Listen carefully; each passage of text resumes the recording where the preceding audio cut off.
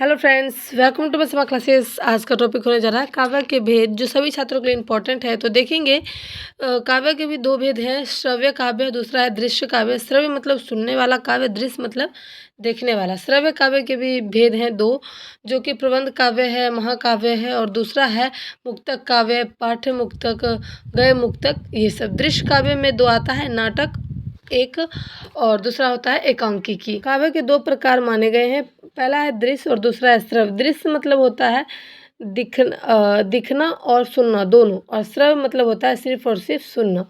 तो इसमें भी वही कहा गया है कि अभिनय द्वारा दिखलाया जाए वो हमें क्या कहेंगे, दृश्य काव्य कहलाएगा। और श्रव्य मतलब सुनने वाला, पढ़ने और सुनने योग जो हो उसे हम श्रव्य काव्य कहेंगे।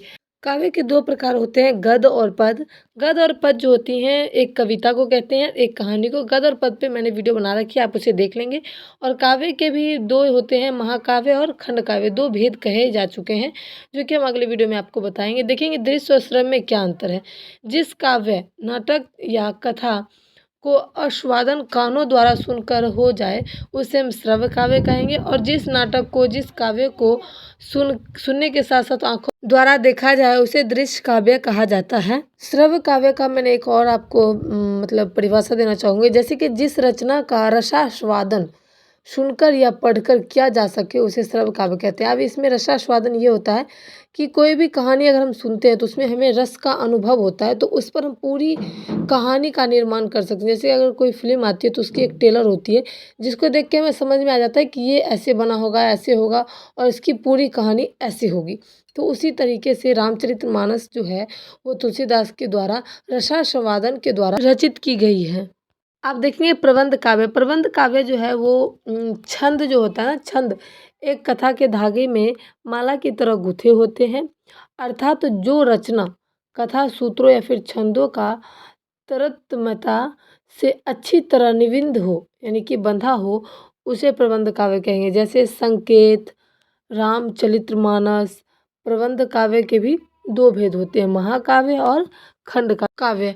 महाकाव्य के बारे में देखेंगे तो महाकाव्य जो है जिसमें जीवन से जुड़ी जितनी घटनाएं होती है, जो विशेष होता है उसका चित्रण होता है, तो वो महाकाव्य कहलाएगा।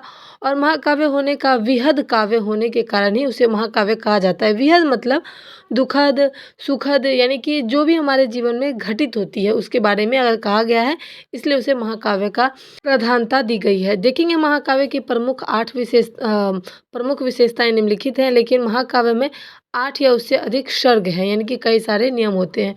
अब देखेंगे खंड काव्य। खंड काव्य में होता है कि नायक के जीवन की किसी एक घटना अथवा हृदय स्पर्श अंश का पूर्णता के साथ अंकन किया जाता है, उसे हम खंड काव्य कहते हैं। खंड काव्य के प्रमुख लक्षण हैं, जैसे कि पहला है, खंड काव्य में मानव के किसी एक पक्ष का चित्रण होता है। जैसे कि अगर कोर्ट में एक वकील एक ही पक्ष के तरफ से बोलता है, उसका चित्रण करता है, उसी तरीके से खंड काव्य में भी एक ही मानव का चित्रण किया जाता है, एक ही पक्ष का। इसमें एक ही छंद का प्रयोग होता है। कथा वस्तु पौराणिक एवं ऐतिहासिक विषयों पर, यानी कि इसमें एक ही चीज़ों को लेके माना जाता है, या फिर वो कथा हो या फिर कोई पुरानी ऐतिहासिक विषयों का चर्चा हो, उसी पर ये खंड काव्य जुड़ी होती है। आप देखेंगे मुक्तक काव्य। मुक्तक काव्य है कि पदों का आपस में कोई संबंध नहीं होता है, प्रत्येक पद या फिर छंद स्वतंत्र होते हैं।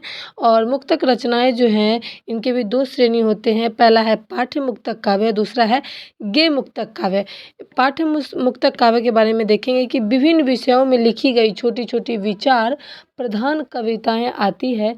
इससे भावों की अपेक्षा विचारों की प्रधानता होती है। जैसे कबीर, तुलसीदास, रहीम, यानी कि इन्होंने जो छोटी छोटी विचारों की प्रधानता दी है, छोटी छोटी विचारों को कविताओं का नाम दिया है, दोहा का नाम के तौर पर अपना विचार की प्रधानता और अपने भावों की प्रधानता को अपेक्षा के तौर पर उन्होंने बताया है। ये सब पाठ्य मुक्तक काव्य है। अब दूसरा आता है गेय मुक्तक काव्य। इसमें क्या होता है कि इसको प्रगति भी कहते हैं।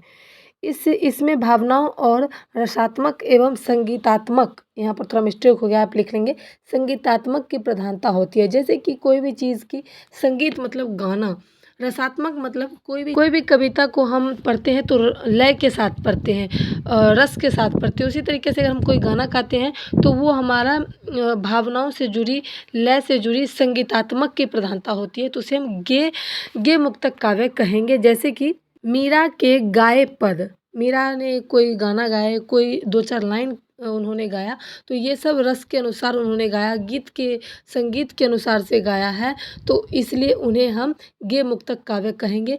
उम्मीद करती हूँ कि काव्य के मैंने सभी भेद को एक-एक करके मैंने बताया है। अगर वीडियो पसंद आए तो please like, share, support. Thanks for watching my video.